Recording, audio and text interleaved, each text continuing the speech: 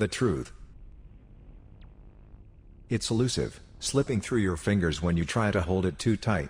It's not something you can see clearly, not like an object or a shape you can touch. It's more like a shadow, or a whisper.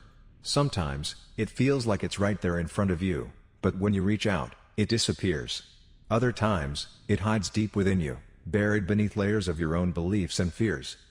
And yet, we crave it, don't we? We want to know the truth, to see things for what they really are, not for what we hope or fear they might be. But what does it even mean to know the truth? Is it an absolute? Something unchanging, unmovable? Or is truth something fluid, something that shifts with perspective, shaped by the eyes of the observer? The truth doesn't care about your feelings, your preferences, or your comfort. It's not concerned with your narrative. It exists, independent, like a force of nature, whether we acknowledge it or not. But there's a danger in that, isn't there? The truth can be harsh, brutal even, and many of us are afraid to face it.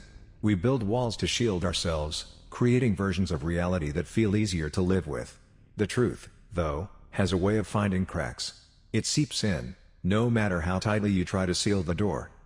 But here's the thing, sometimes the truth isn't a clear-cut line. It's complex. It's layered. It's not black and white, but shades of gray, tangled up with other truths.